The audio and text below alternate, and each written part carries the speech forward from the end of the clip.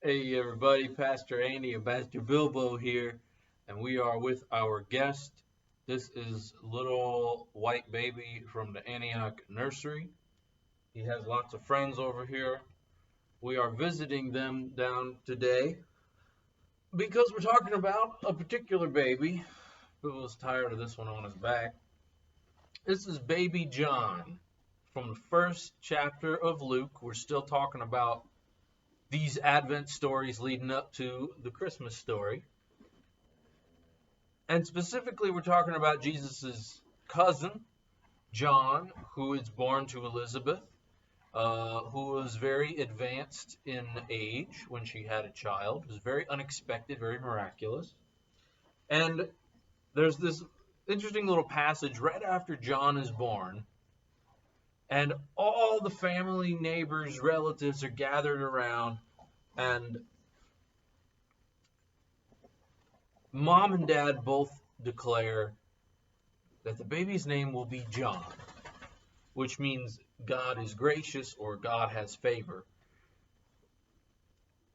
And the neighbors are like, why? Why would you name him John? Right now, today, we're like, okay, John. It's like, there's lots of Johns we know. But back then, it was like, why not name him after somebody you're related to?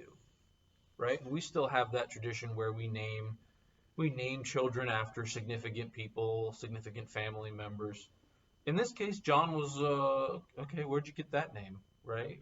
Where'd that come from? And the whole neighborhood is wondering, all the relatives, but they know that there's something special about John because his parents were so unlikely to have a child, and they waited so long and prayed so hard. This is a miracle baby.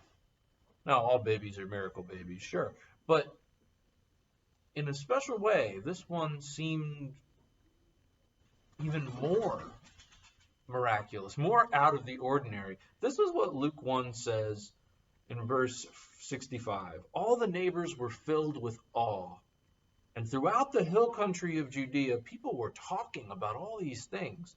Everyone who heard this wondered about it, asking, "What then is this child going to be?" For the Lord's hand was with him. Now, I don't have any kids of my own. We got Pastor Bilbo. Bilbo doesn't have any kids either. But I have a nephew and two nieces, and we love them very much. And I imagine that it's kind of a common thing for people to wonder that question that all the neighbors and relatives were asking when there's a new life.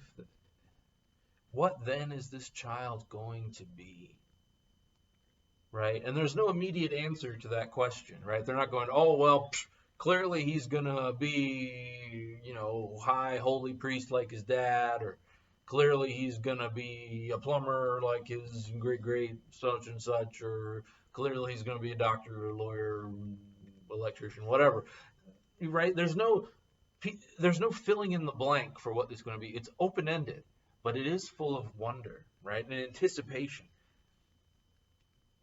When I spend time with my nieces and nephew, especially one of my nieces who's really little still, you can't help but wonder, what then are all these young ones going to be? What are they going to do? What are they going to see?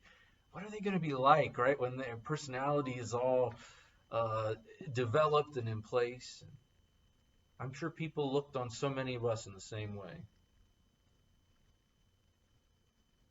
What if we cultivated that kind of an atmosphere as we looked around, not just at little children, but the world around us, people around us, the communities? What then are we going to be? We're moving towards something, always, right? Good or bad. God is moving, forming. We are developing still. What then are we going to be? What is coming just around the corner? What's up God's sleeve? What's in store. And maybe we can have a part in making whatever's coming better. Good. Not nice, but good. What then will we all one day be?